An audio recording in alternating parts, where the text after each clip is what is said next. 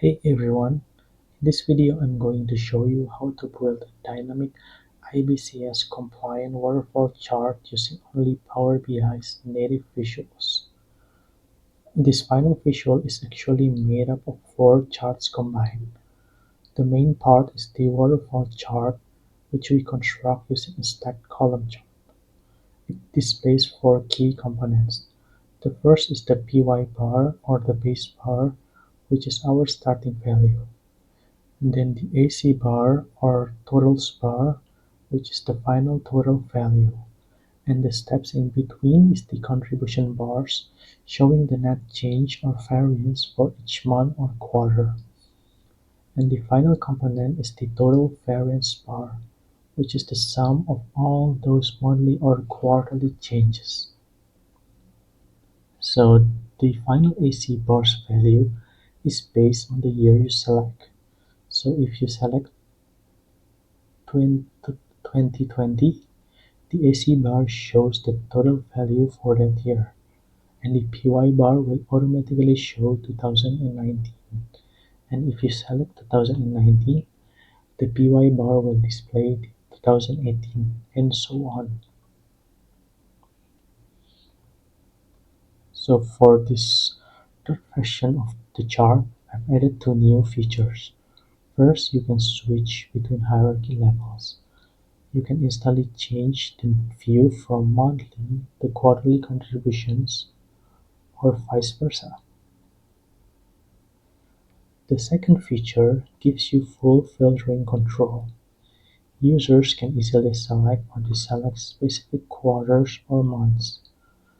For instance, if I deselect the first quarter, the chart instantly hides all those months. And if I select or deselect specific individual months, the chart will adjust, and the actual and total variance values will automatically update to reflect only the chosen data periods.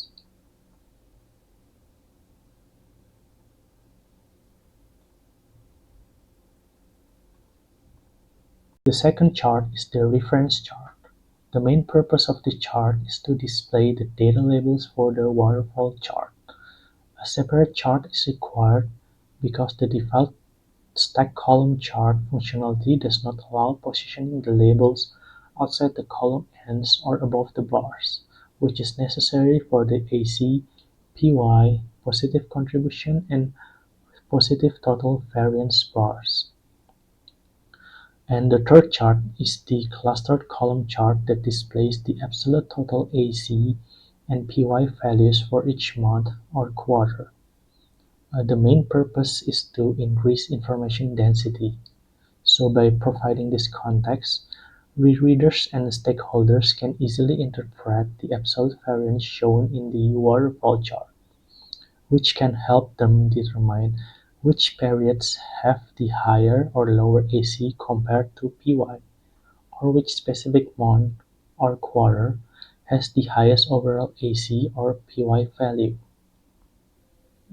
The fourth or the final chart is the variance chart, which displays the relative percentage change for each period along with the total relative variance. So to achieve the desired visual style for this chart, a workaround is required.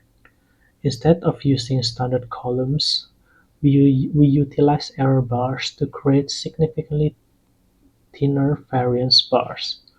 This technique is necessary because the standard bar options simply don't let us get the narrow width we need. And this design aligns with IBCS principles that suggest that the relative variance should be displayed using thin bars to differentiate it from absolute volume data. For example, a relative variance of 10% is always 10%, whether that 10% applies to $100 or $1,000,000. Additionally, there's also a little square marker, which you can see here, are often called a pinhead, sitting right on top of each bar. So this marker shows the period we are looking at. In this specific chart, the pinhead is dark gray because it represents the actual value, or AC, and the comparison period, which is the prior year, or PY, is represented by the light gray color of the axis line. So that covers the basic explanation of the charts I'll be demonstrating. And if you are interested in understanding the logic behind the waterfall charts construction, I have detailed documentation available on my website. Or you can check out related posts on my LinkedIn.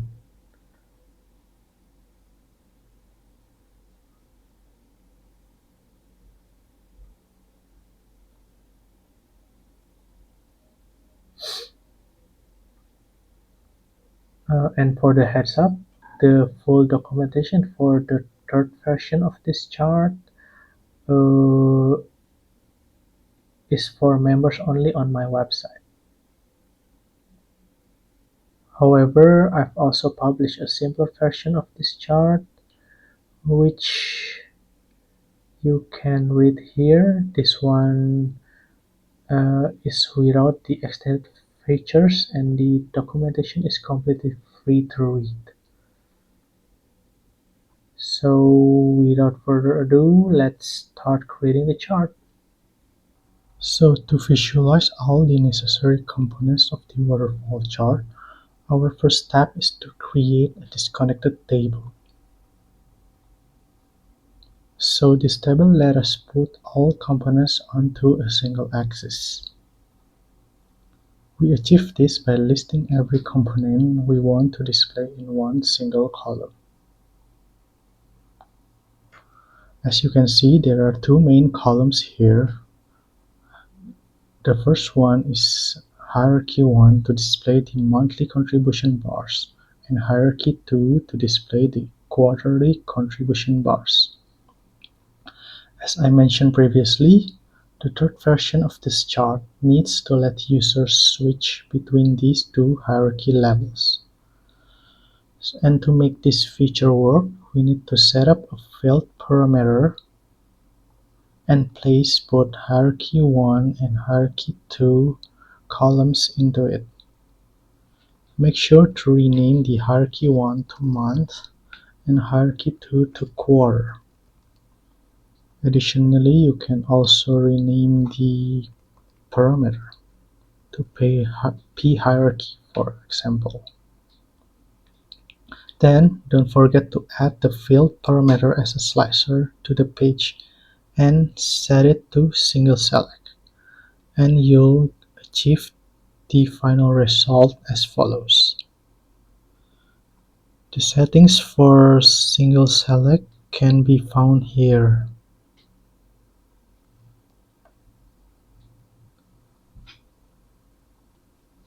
Okay, so to make sure all the chart components appear in the right chronological order,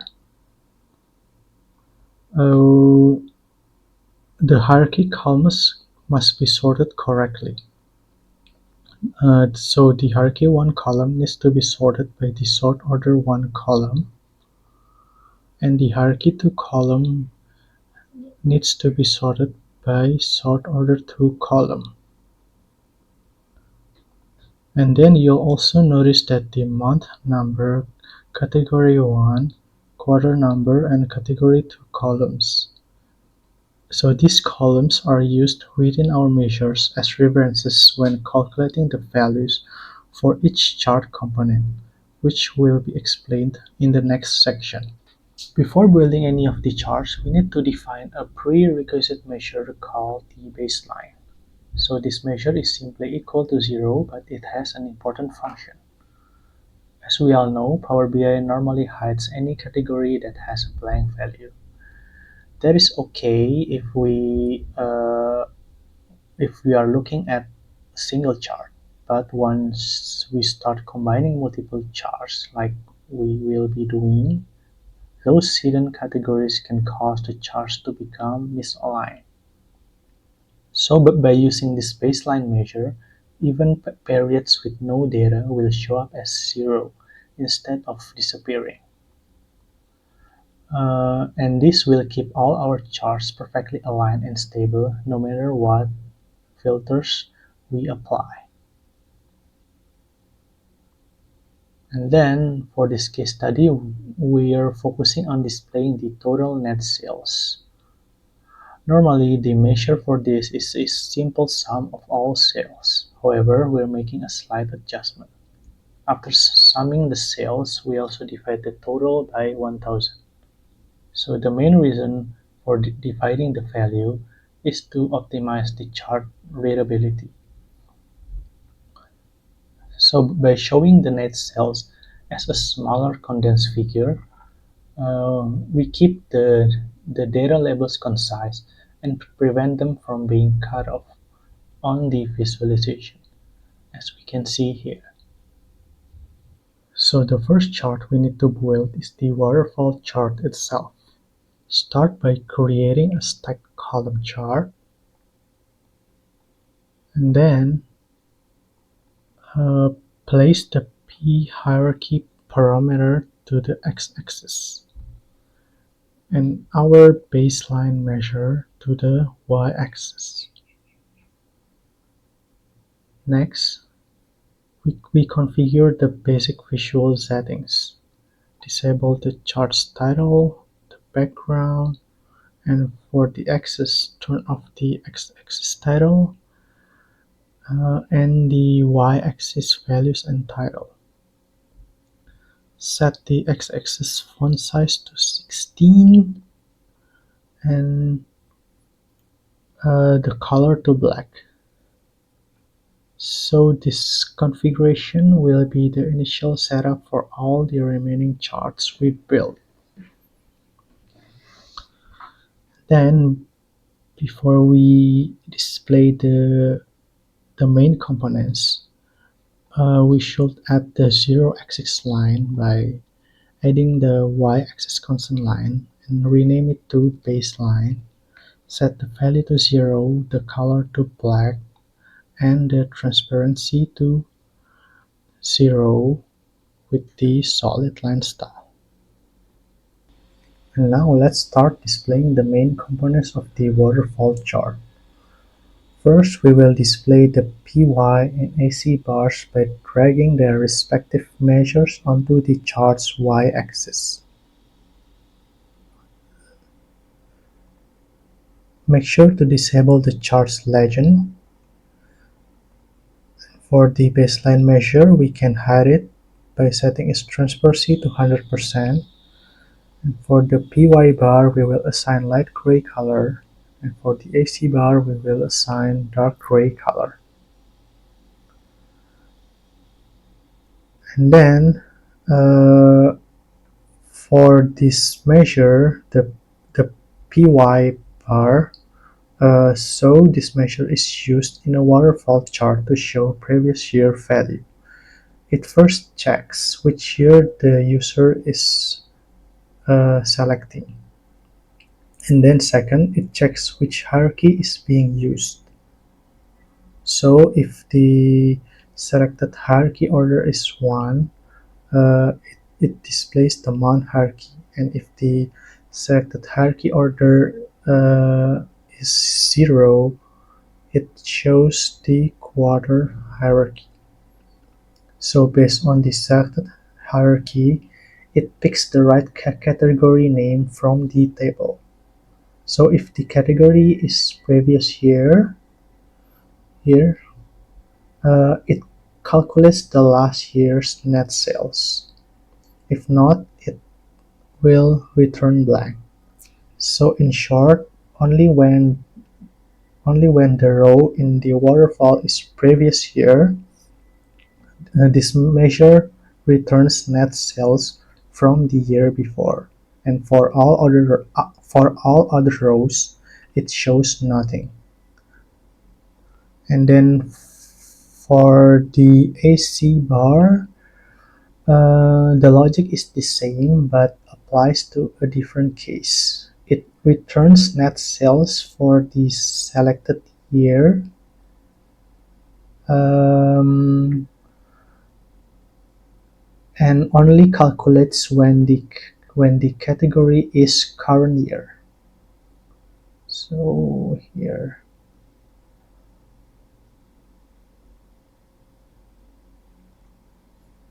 and finally we can just configure the layout by setting the space between categories to approximately just 35%.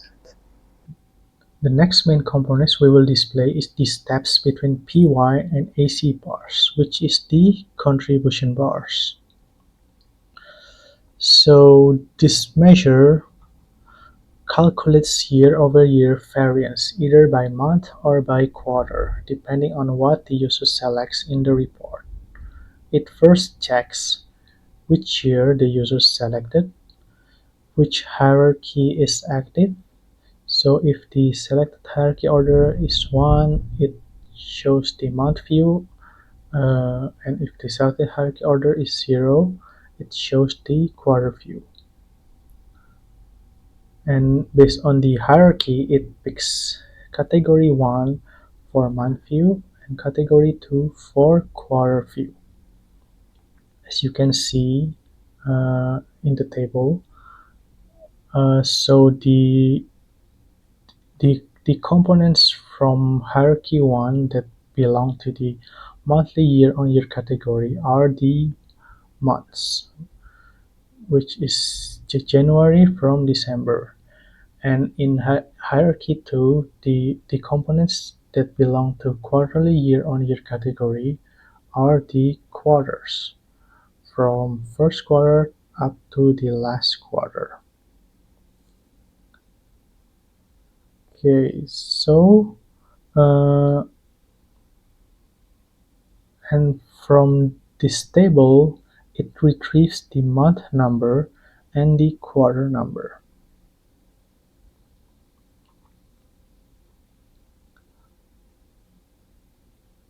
So this tells the measure which month or quarter the row represents. So as you can see that the month number for January is 1, February 2, March 3, and so on. And for the quarter, the quarter number for first quarter is 1, second quarter 2, third quarter 3, and fourth quarter is 4. And then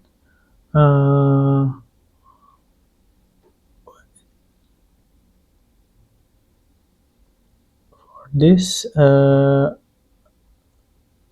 it checks whether the month is inside this selected month range or whether the quarter is inside the selected quarter range. So this prevents wrong or duplicate values when filters change. For rows labeled monthly year-on-year, it computes current year month net sales minus previous year month net sales. So this gives the month-over-month year-on-year difference. And for rows labeled quarterly year-on-year, it computes current year quarter net sales minus previous year quarter net sales. This gives the quarter-over-quarter year-on-year difference. And the final switch does this. If the category is monthly year-on-year, it returns monthly variance. And if the category is quarterly year-on-year, it returns quarterly variance. Otherwise, it returns blank, so it doesn't interfere with other bars. So in summary, this measure calculates year-on-year variance based on what the user is viewing. If the waterfall row is monthly year-on-year, it compares this year versus last year for the same month. If it's quarterly year-on-year, it compares this year versus last year for the same quarter, and everything else stays blank. And to display the contribution bars, we need to handle the positive and negative differences separately. This requires creating two separate measures, one for positive variance and one for negative variance. So simply drag these two measures to the chart's y-axis, and then we will assign the positive contribution bars green color and the negative contribution bars with red color. So when calculating the negative variance, we need to multiply the result by -1. So this step is necessary to ensure that the variants are positioned correctly, appearing above the axis line. The same dual measure logic used for the contribution bars also applies to the total variance bars. So we need two separate measures to handle uh, positive and negative variance. So then we can assign green to positive variance and red to negative variance. So this measure is designed to show the total year-on-year variance for the selected year in the waterfall chart. The logic behind the measure ensures it only displays a value in the total year-on-year row.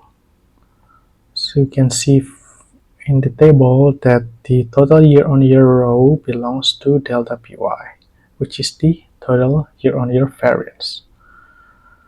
Okay, and then as it only responds when the row context is total year-on-year, all other rows will remain blank.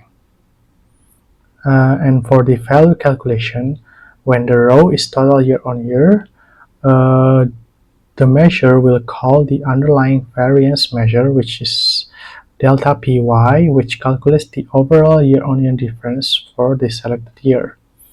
And it wraps the result inside the absolute function to ensure the value is always positive.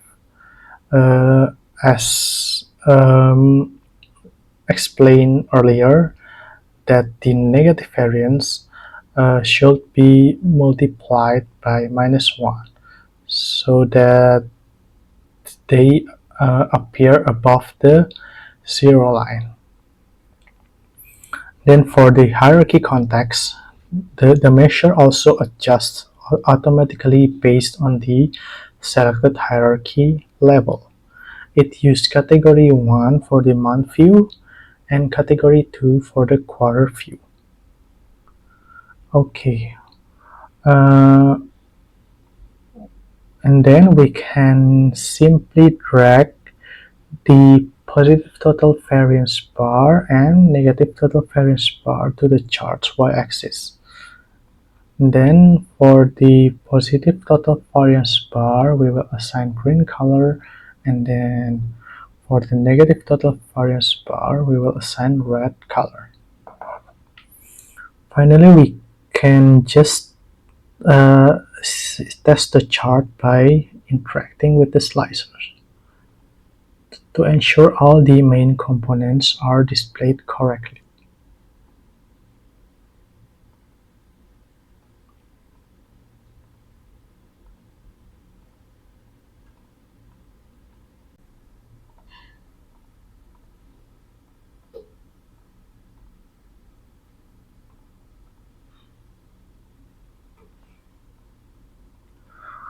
Now that our main components are in place, we need to add the support bars. These support bars don't actually show up in the total. They only act like invisible spacers. They are essential because they make the contribution bars and the final total variance bar appear to float or start at the correct height in the chart. So we need two different calculations for these invisible support measures. So for positive contribution bars, the support bar simply starts where the running total left off in the month before. It acts like a foundation. For example, we have positive variance in March, so the support bar for March is simply the support bar for February minus its negative variance. And then in August, we have also the positive variance. So the support bar for August is simply the support bar for July plus its positive variance. And for negative contribution bars, this one is a bit trickier. We need the bar to drop down from the previous running total. So to do this, we calculate the support bar's height by taking the running total up to this month and then subtracting the current month's negative variance. So for example, in May, we have negative variance. So the support bar for May will be the support bar for April minus its negative variance minus the negative variance in May. And then we also have the negative variance in December. So the support bar for December is the support bar for November plus the positive variance minus the negative variance for December. So this makes sure the contribution bar starts exactly where the previous total ended, moving downward.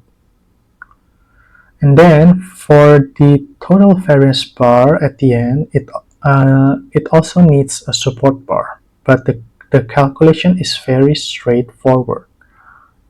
If the final total variance is positive, meaning that the actual is higher than previous year amount, the support bar is just the height of the previous year.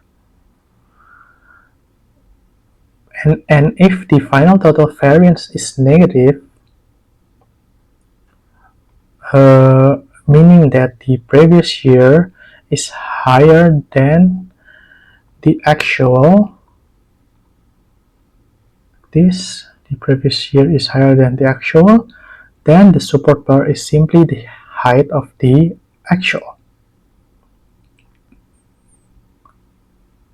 Okay, so now that we understand the logic, we can simply place the support bar for positive variance under the positive variance for each period, and then the negative support bar for negative variance, and then for the positive support bar we will assign green color and hide them by setting the transparency to 100%. We do the same for the support bar for negative variance, set the transparency to 100%. And then for the total variance support bar, we also place the measure to the axis. Okay, and then we will hide the support bar. Sorry, this one. And then we have the floating contribution bars. Then we can simply test the chart by interacting with the slicer to ensure that all the components of the waterfall chart display correctly.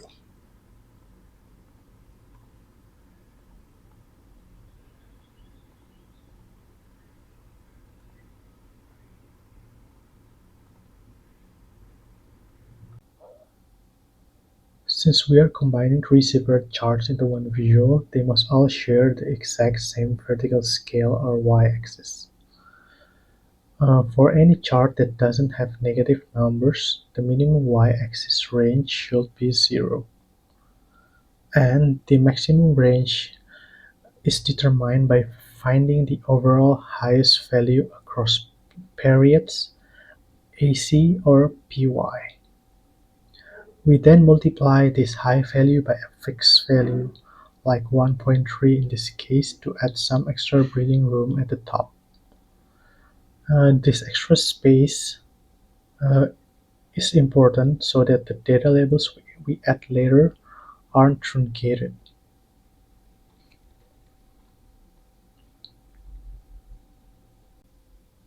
Next, let's display the data labels. So a standard stack column chart in Power BI won't let us put labels outside the bars, which we need for the actual prior year and the positive variance values.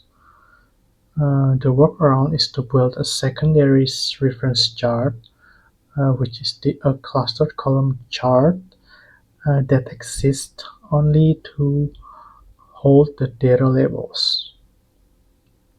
So this chart will be layered exactly over the main waterfall, but will hide the bars, keeping only the labels visible.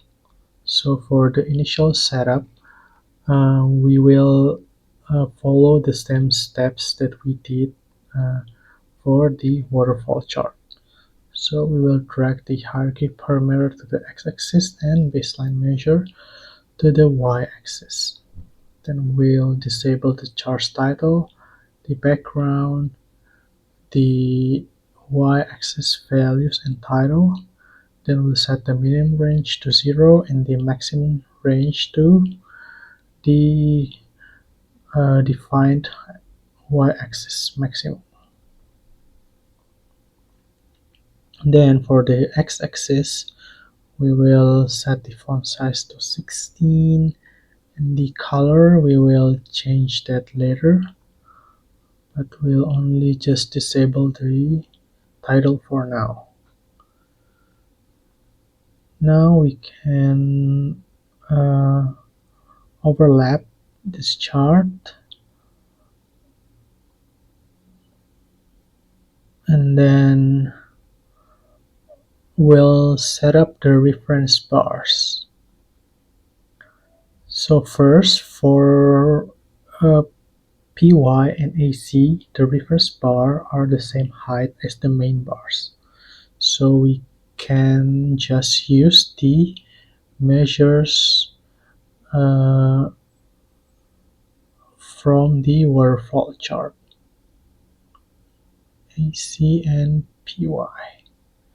Then don't forget to disable the legend, and for the column layout we should enable the overlap and set the space between series to 100%. And then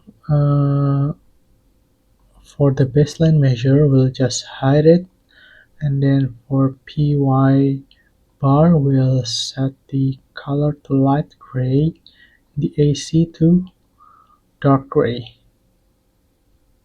We will hide these bars later, but for now we will assign the colors so that you can easily differentiate between the bars. And next, for the positive contributions, the reference bar is the sum of its support bar and its variance. So the label will sit right on top. Okay, so here is the measure. We'll put it on the chart's y-axis. Now, as you can see, I will make the bar slightly transparent, as you can see here. So the reference bar for the positive contribution bars are simply the sum of the supporting bar plus its variance. So when we display the data labels outside end of the bar, it will appear on top. Okay, now we'll assign green color for now, and then for negative contributions, the reference bar is just the height of its support bar, positioning the label underneath the top. So for this, we can just use the same measure as the supporting bar for the negative contribution. So right here, so okay, as you can see here, uh, the we will display the data labels inside n of this column. So the label will appear just right below the negative contribution bar.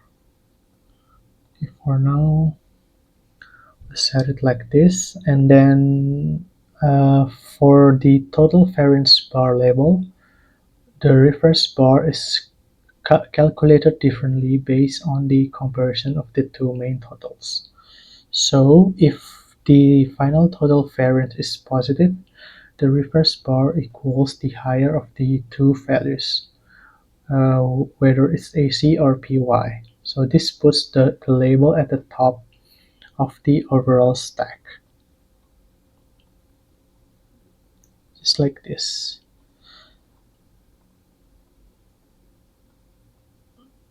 Okay, so in this case, the total variance bar is positive. So the reference label will be the same as the higher value, whether it's PY or AC, but in this case it's AC. And then for if the final total variance is negative, the reference bar equals the lower of the two values. So this will put the label near the bottom of the overall stack, right here.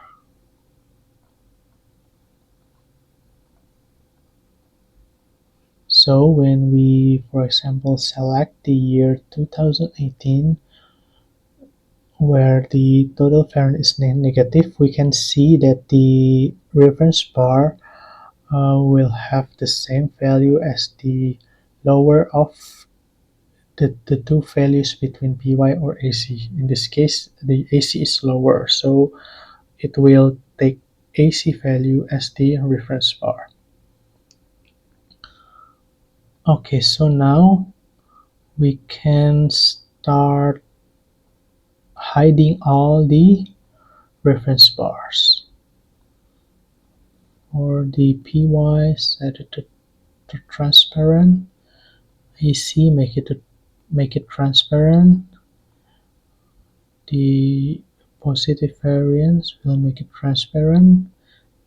The negative variance will also make it transparent, and the total variance as well. So after hiding all the reference bars, we'll just enable the data labels, and then for the baseline measure we don't need to display it. And then for the PY, we will set the position to offset n and the value to 14 and the color to black. And then for the display unit, we'll set it to custom and the format code to 0.0. We'll do the same for AC. Set it to offset n. Set the font size to 14 with the black font color and the custom format code. Then for the positive contribution data label, we'll set it offset n, and just don't forget to replace the current value with the the value of the positive variance. So we'll replace it with this, and then set the font color to black and font size to 14. Use custom code plus 0.0 because it displays positive variance. And then for negative variance country or negative contribution bar, we will display the labels inside N, then replace the value to negative variance, set the font size to 14, color to black, and the custom code to minus 0.0. We'll do the same for the total variance bar. For the positive, we'll display it outside N, replace the value with the positive total variance, set the color to black, font size to 14, custom format code 0.0. And finally, for the negative total variance, display it inside N, replace the value with negative total variance, set the font size to 14 and color to black with the format code of minus 0.0. So we'll test the slicer to see if all the labels display correctly.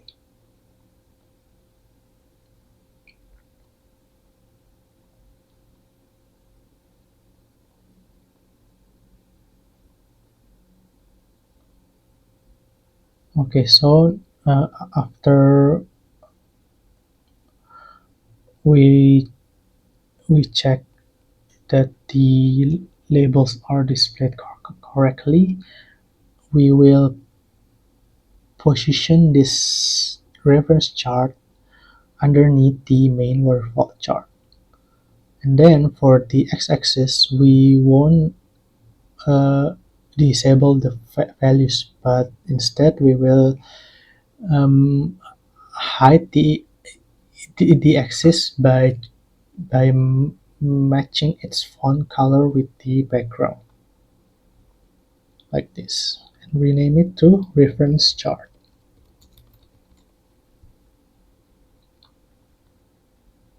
After we finish building the waterfall chart, we're going to add one more chart underneath the contribution bars.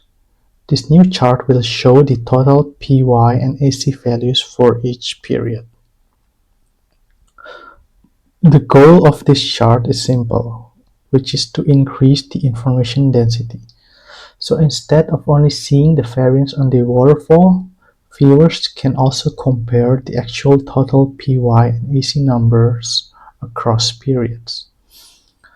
This will make it easier to spot which period had the highest or lowest values. So to set it up, start by creating a clustered column chart.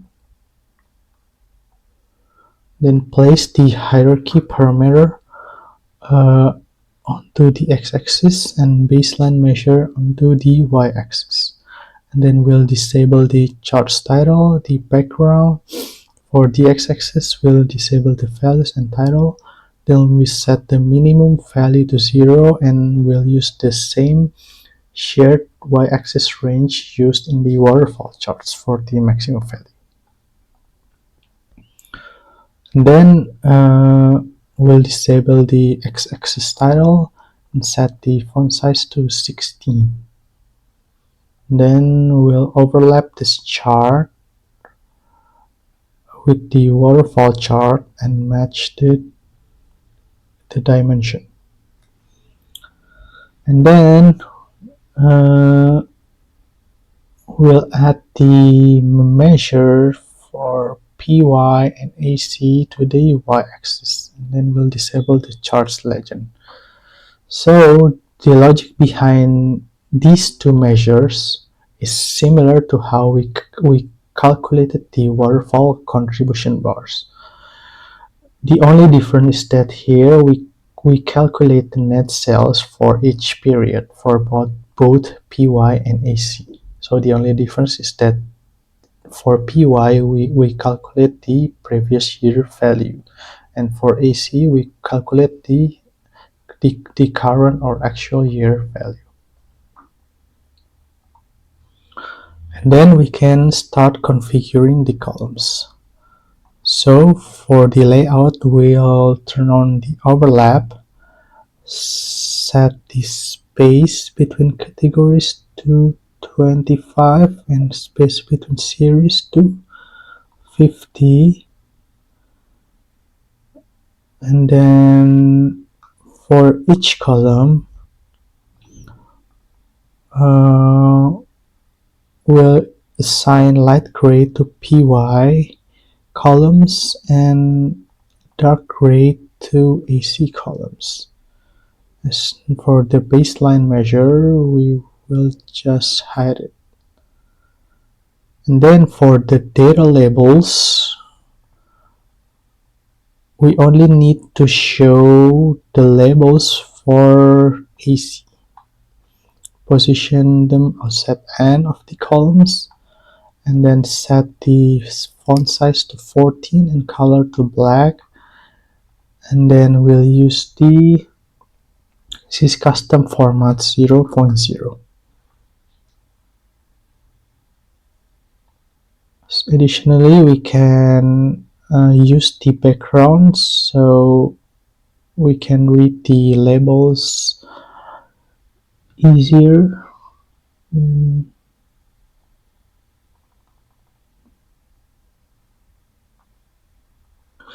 Then finally, we'll hide the x-axis by matching its color with the background.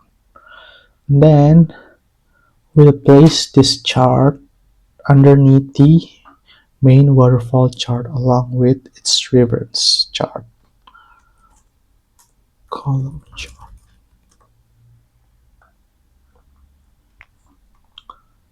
We can test the chart by interacting with the slicer to ensure all the charts are displayed correctly.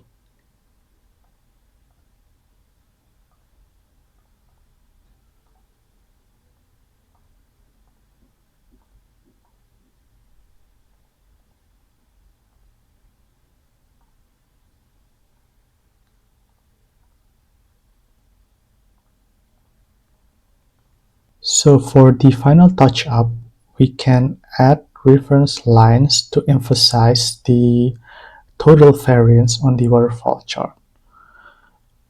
We can create the lines by adding the y-axis constant line. We'll just add new line, rename it to py, and then for the value we will use the previous year net sales. Then set the color to dark gray, zero transparency, solid line, 1 pixel width, and we'll position it behind the columns. And then for another line, we'll rename it to AC, and then we'll set the value to the net sales. Then we'll set the color to dark gray and set transparency to 0, solid line style, 1 pixel width, and position behind the columns. So this will be the guidelines to highlight this total variance on the waterfall chart.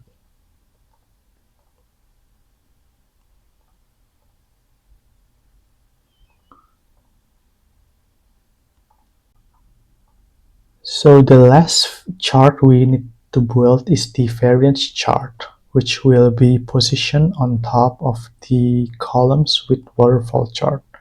So this relative variance shows the percentage change for each period plus the total relative variance.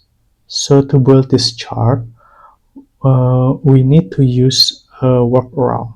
So instead of standard columns, we'll use error bars to create very thin bars.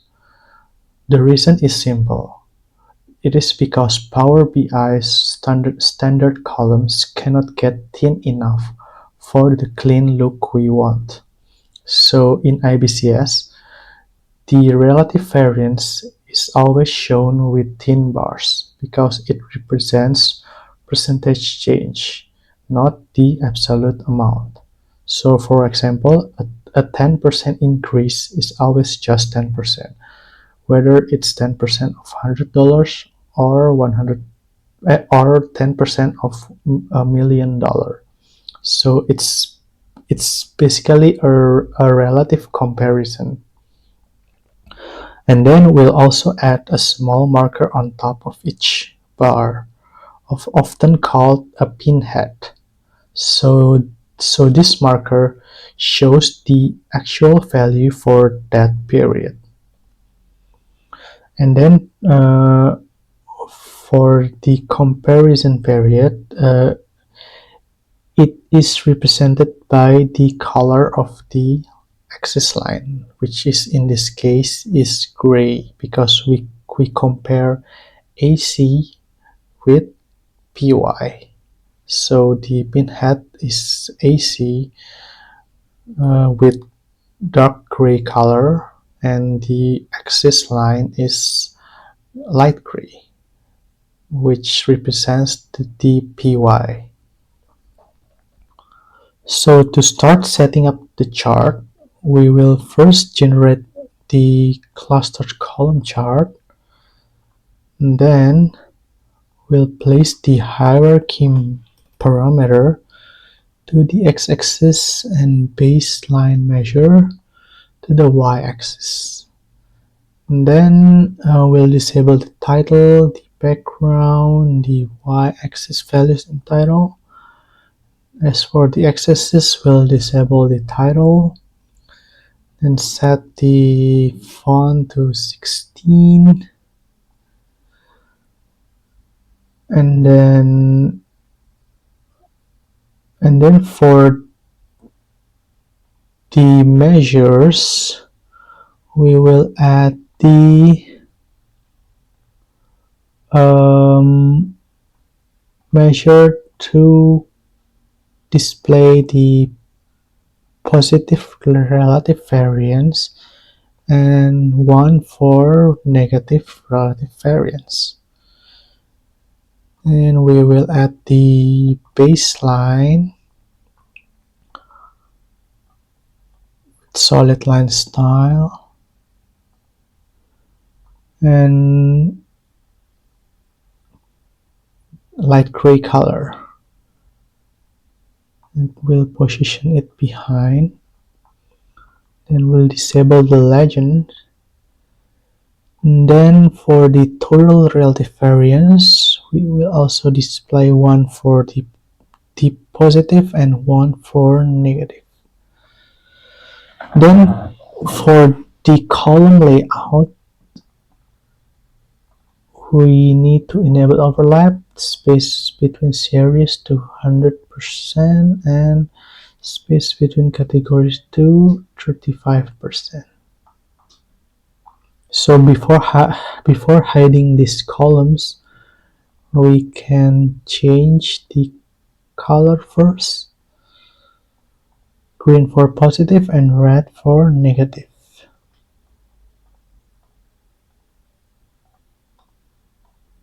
Okay.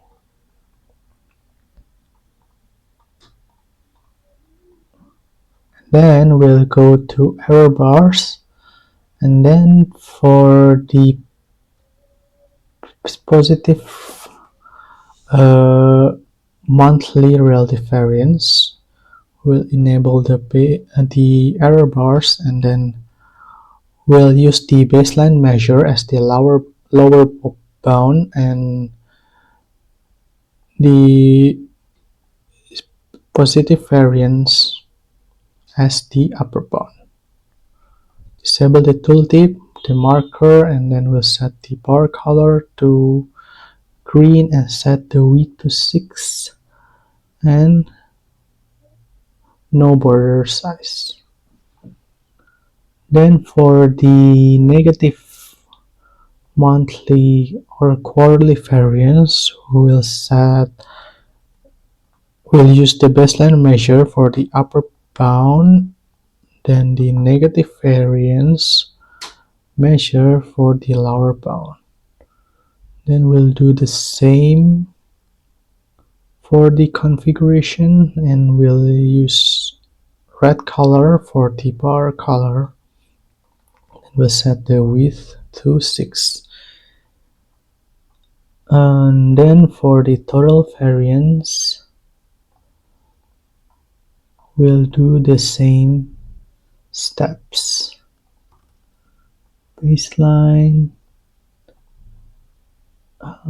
total, border size 6.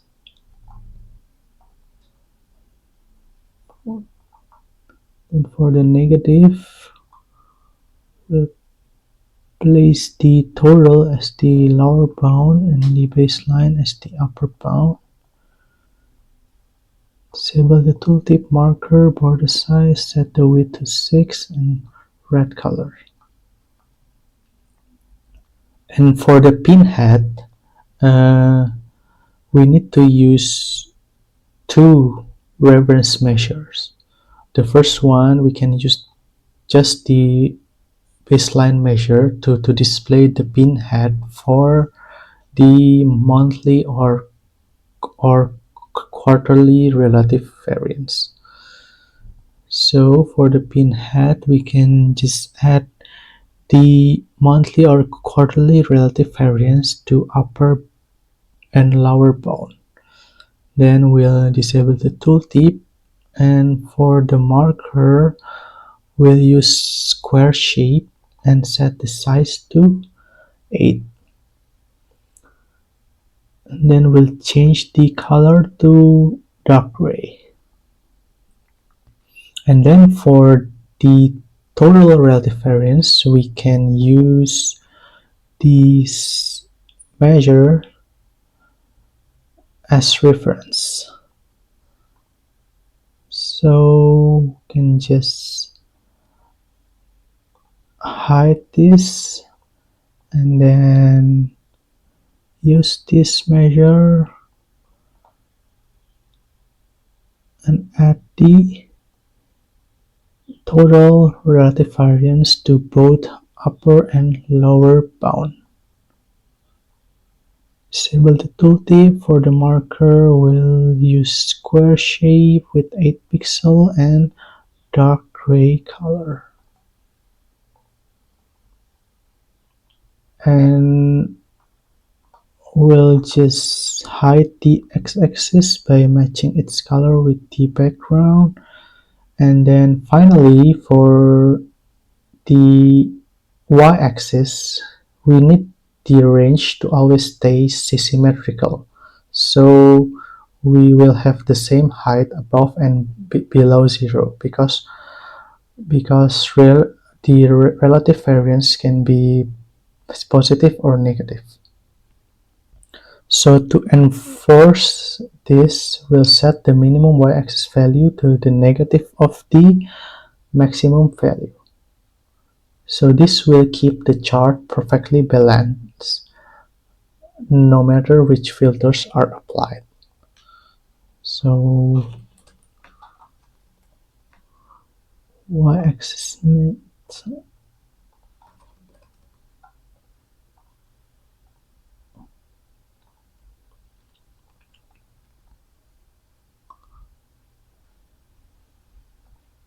then we can place the variance chart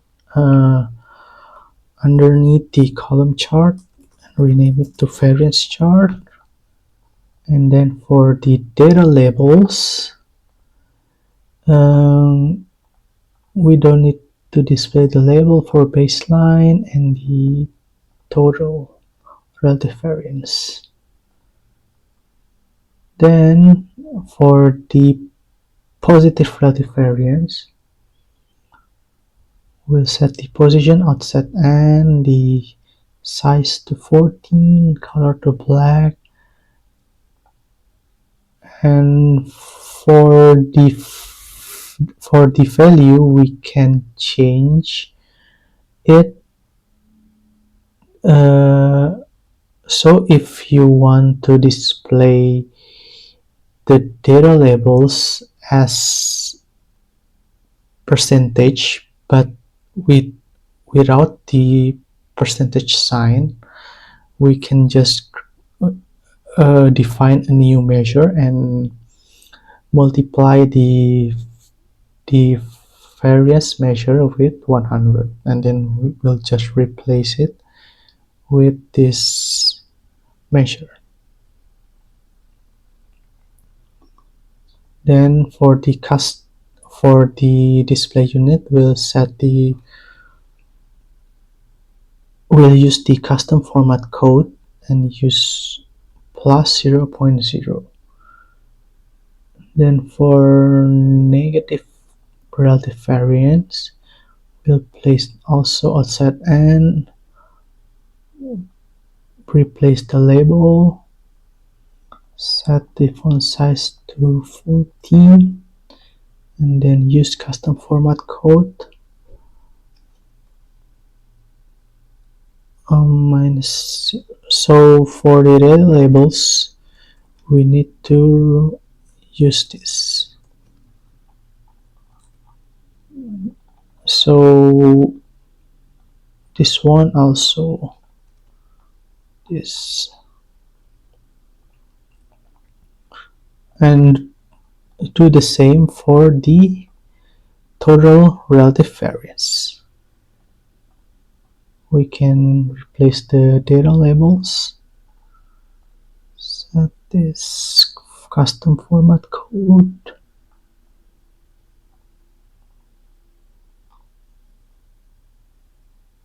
set, and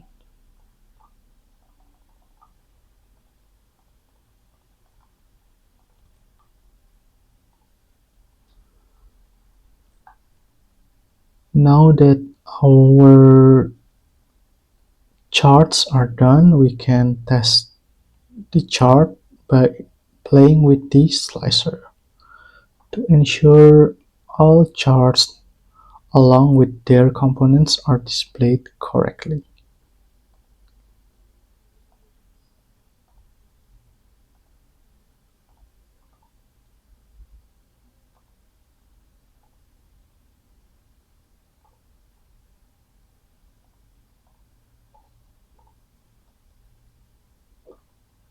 And we're done. Hey guys, thank you so much for watching. If you find this content helpful, please consider supporting this channel by subscribing. And if you want a deeper step-by-step learning experience, you can join my membership for just $10 a month at the early bird price. You can find the link in description. And your feedback means a lot, so feel free to tell me what topics you'd like to see next. And thanks again, and I'll see you in the next video. Bye.